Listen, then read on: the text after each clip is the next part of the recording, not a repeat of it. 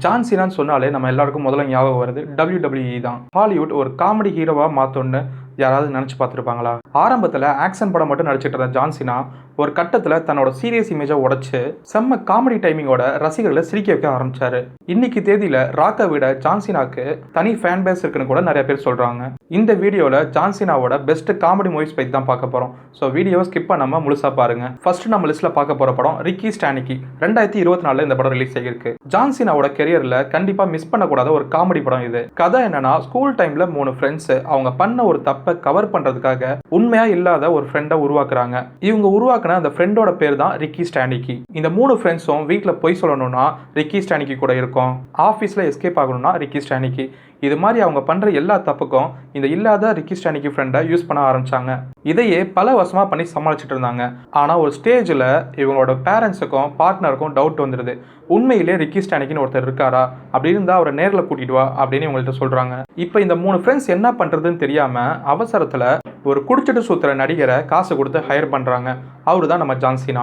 முதல்ல காசுக்காக நடிக்க வந்தவர் கொஞ்சம் கொஞ்சமா அந்த கேரக்டருக்குள்ளேயே மூழ்கிடுறாரு. ஒரு ஃபேக் கேரக்டர்ல நடிக்க வந்தவர் கடைசியில நான் தான் உண்மையான ரிக்கி ஸ்டானிக்கின்னு வாழவே ஆரம்பிச்சிடுறாரு. இதுக்கப்புறம் தான் முழு காமெடியே ஆரம்பம். ஜான் சீனாவோட வித்தியாசமான டான்ஸ், அன்எக்ஸ்பெக்டட் சாங்ஸ், அவரோட டைமிங், பாடி லாங்குவேஜ், எக்ஸ்பிரஷன் ஒவ்வொரு சீனும் சிரிச்சு சிரிச்சு வயிறு வலிக்க வைக்கும். ஜான் சீனாவோட காமெடி டைமிங் இந்த மூவில வேற லெவல்ல இருக்கும். அதே நேரத்துல ஃப்ரெண்டுக்காக சொல்ற சின்ன சின்ன பொய் சில வருஷங்கள் கழிச்சு எவ்வளவு பெரிய பிரச்சனையா மாறும்னு ரொம்ப ஃபன்னா காட்டியிருக்காங்க. இந்த படத்துல காமெடி மட்டும் இல்ல, ஃப்ரெண்ட்ஷிப், ட்ரஸ்ட், ரிலேஷன்ஷிப் இந்த மூணுத்தையும் பேலன்ஸ் பண்ணி சொல்லியிருக்காங்க.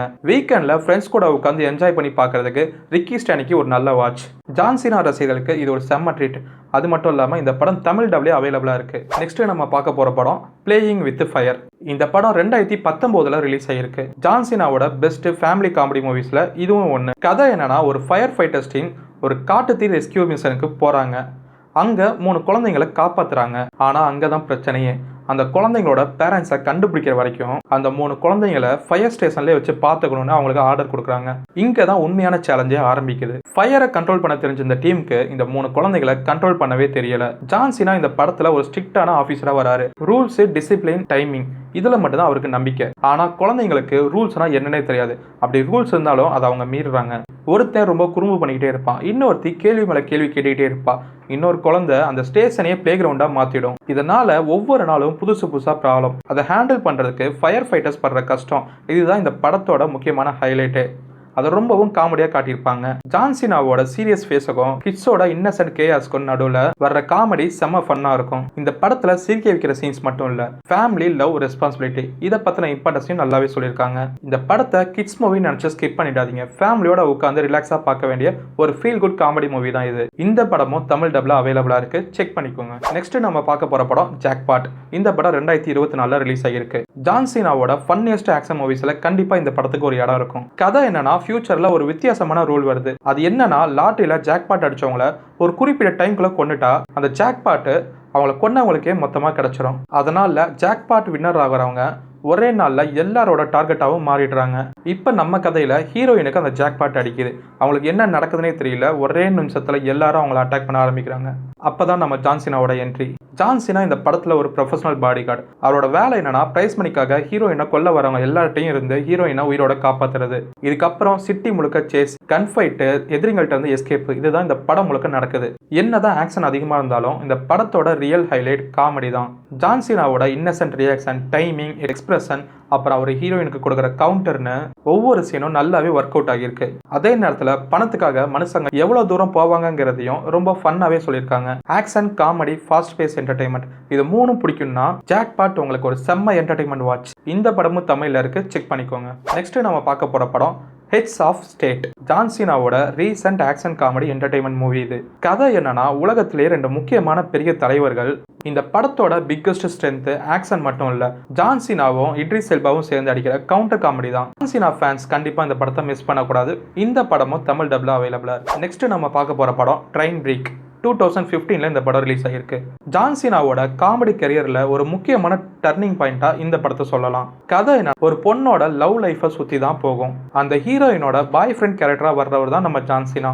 ஜான் சீனா இந்த படத்துல லீடு ஹீரோ இல்ல, அவருக்கு ஸ்கிரீன் டைமும் கொஞ்சமா தான் இருக்கும்.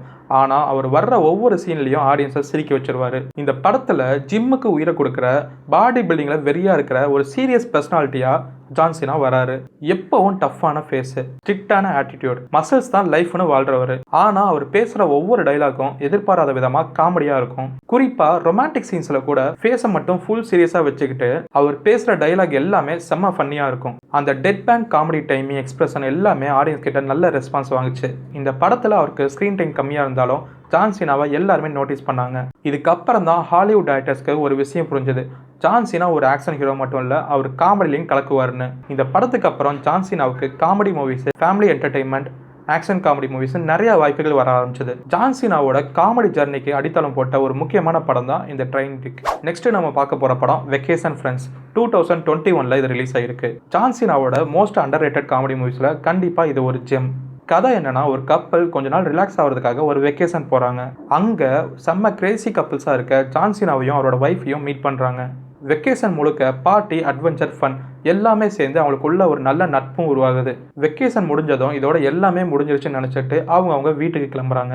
ஆனா அவங்களோட வெட்டிங் டேல யாருமே எதிர்பார்க்காத நேரத்துல ஜான் சீனாவோட என்ட்ரி. ஜான் சீனா அவங்களுக்கு சர்ப்ரைஸ் கொடுத்திருக்காரு.